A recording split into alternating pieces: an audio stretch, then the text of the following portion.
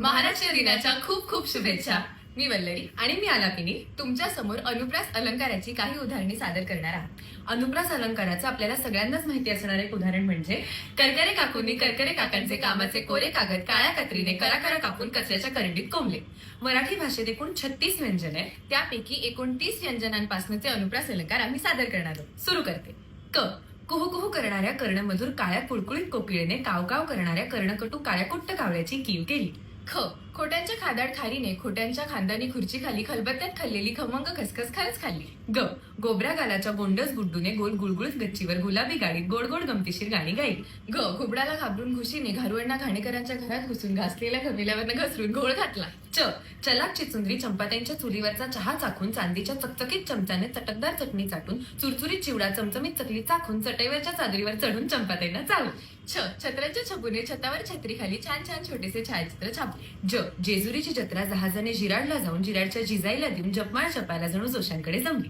ज जगडेवाडीचा जगडोजी झाडाच्या झावळीखाली झापलेली झोपडी झाडूने झाडून झोपला. ट टकल्यांच्या टिनूने टवटवीत टरबूज टाचणीच्या टोकदार टोकाने टचकन टोचून टाकीत टाकली.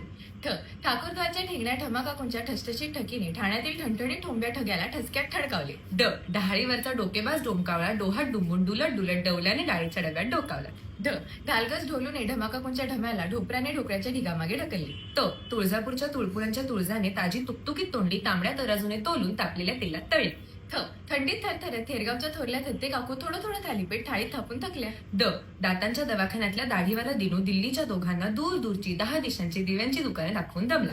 ध धायरीचे धडधाकट धाडसी धोंडोपंत धोडपकर धो धो धबधब्याखाली धोंड्याला धडकून धडपडली. न नीरा नदीकाठच्या नानांच्या नंडेने नानूबाई नानवडेकरांच्या नेटच नेटक्या नातीला निळी नक्षीदार नऊवारी नेसवली. प पेरूच्या पानातून पडलेल्या पोपटी पंखाच्या पोपटाच्या पिल्लाला पोपलू पाचापूरकरने पटकन पितळी पिंपातले पाणी पळीने पाजले. फ फाजील फुलवाने फळीवरचा फुटका फुकटचा फोन फाल्गुनला फसवून फडताळात फेकला.